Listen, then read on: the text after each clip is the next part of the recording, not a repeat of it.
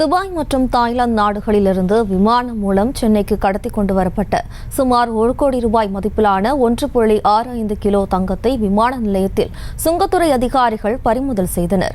இதுகுறித்த கூடுதல் விவரங்களோடு நமது செய்தியாளர் மொய்தீன் இணைகிறார். வணக்கம் மொய்தீன், மேலும் விவரம். வணக்கம் ஜெயஸ்ரீ.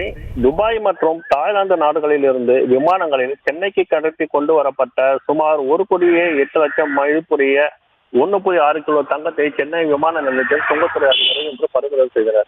காலில் அணிந்திருந்த சூக்கரில் மறித்து வைத்திருந்த தங்கப்பாசை மற்றும் கவரி நகைகளே என்று கூறி கடத்தி வந்த தங்க நகைகளை பறிமுதல் செய்த சுங்க அதிகாரிகள் பெண் உட்பட 2 பயணிகளை கைது செய்து விசாரணை நடத்தி வருகின்றனர்.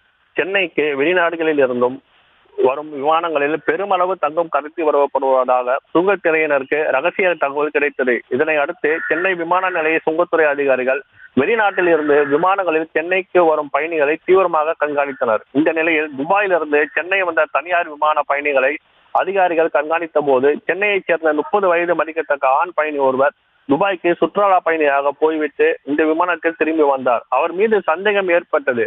அவரை நிறுத்தி அவருடைய உரிமைகளை சோதித்தனர். உரிமைகளில் எதுவும் இல்லை. ஆனாலும் சந்தேகம் தீராமல் அவர் அணிந்திருந்த சூக்களை கழற்றி பரிசோதித்ததில் 2 சூக்களிலும் வைக்கப்பட்டிருந்த மிதியடிகளை எடுத்து பார்த்தனர். அது வழக்கத்தை விட அதிக கனமாக இருந்தது. எனவே அந்த சூக்களின் மிதியடிகளை பிரித்து பார்த்தபோது அதனுள் தங்கப்பசை மறைத்து வைத்திருந்ததை கண்டுபிடித்தனர். அதில் 1 கிலோ 300 கிராம் தங்கப்பசை இருந்தது. அதன் சர்வதேச மதிப்பு 85 லட்சம். இதை அடுத்து தங்கப்பசையை பறிமுதல் செய்த சுங்க அதிகாரிகள் நூதன முறையில் சூக்களின் மிதியடிக்குள் மறைத்து தங்கத்தை கடத்தி வந்த சென்னையைச் சேர்ந்த பயணியை சுங்க அதிகாரிகள் கைது செய்து மேலும் விசாரணை நடத்தி வருகின்றனர்.